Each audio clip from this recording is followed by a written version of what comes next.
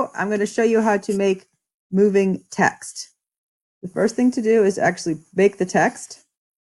So let's say Ms. Edson.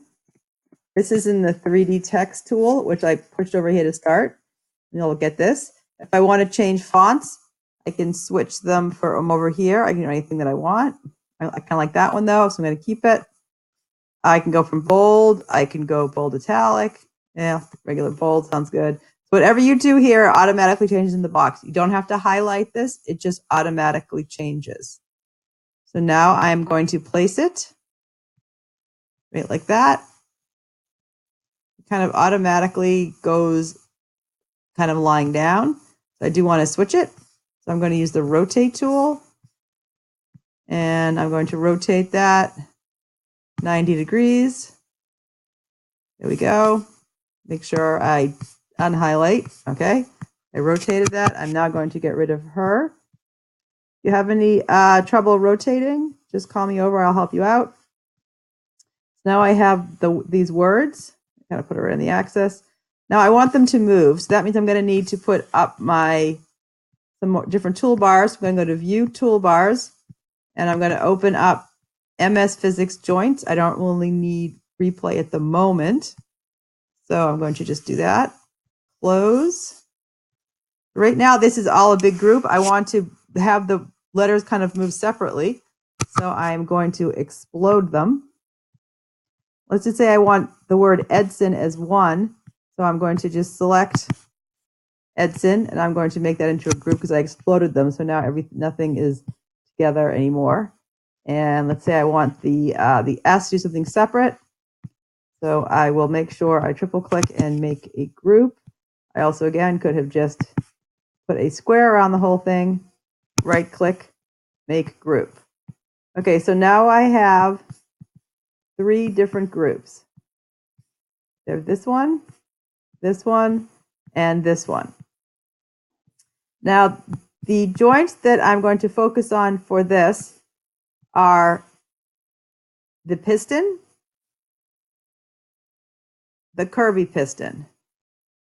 And as we move further into it, I'm also going to introduce you to the up vector.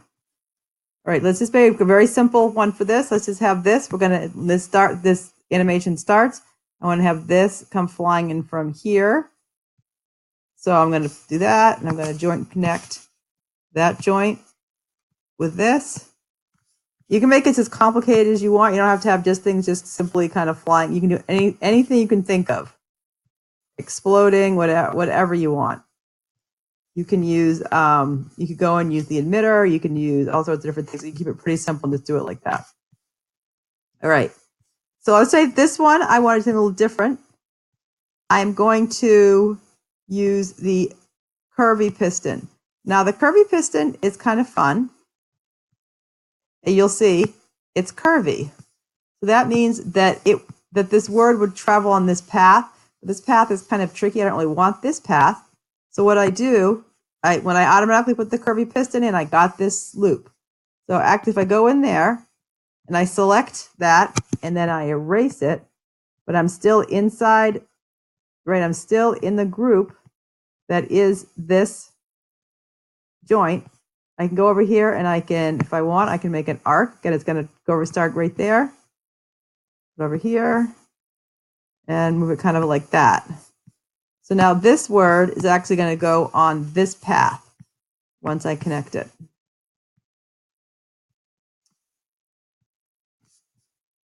Okay, so in order to get these to work, the green ones, the piston and the curvy piston to work, I actually have to get a slider for those.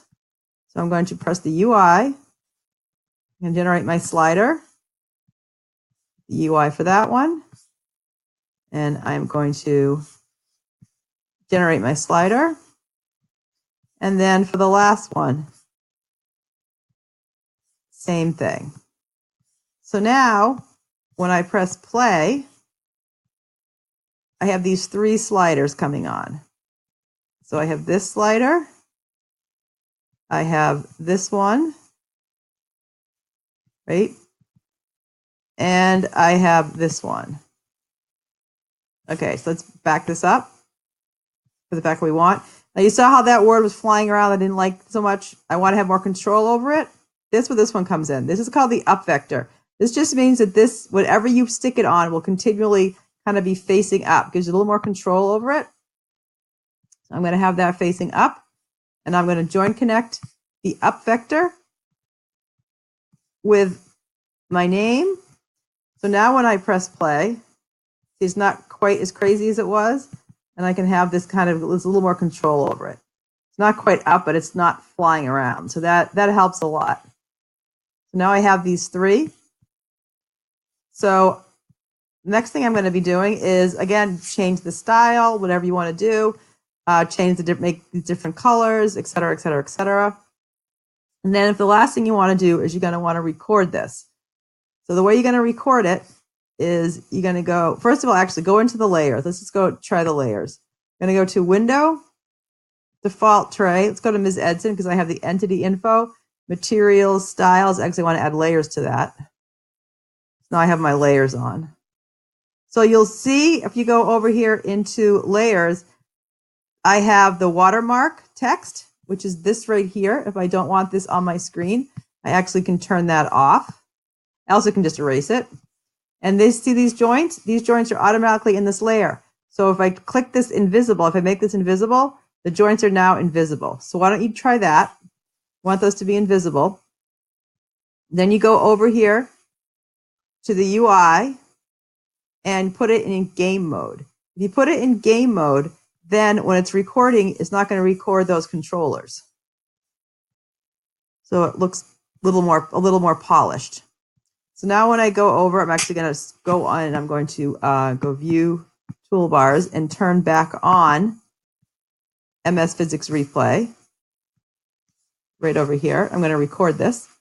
So I'm going to press record, and I'm going to press play. Now I have these on. So I have this, that, and then that, like that. Now I'm going to, there we go. Yes, I would like to save it for, so I'm going to say yes, and we save that. Smoothen, yes, I'm going to make smooth that out. All right. So now when I go to play it, this is what happens. Right, so if I wanted to make this kind of like an introduction, I'd put it in reverse. So I'm actually, when I reverse it, I'm going to have it. So there we go. There.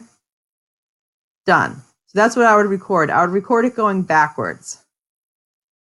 All right, I think that's it. If you have any questions, please let me know. And good luck.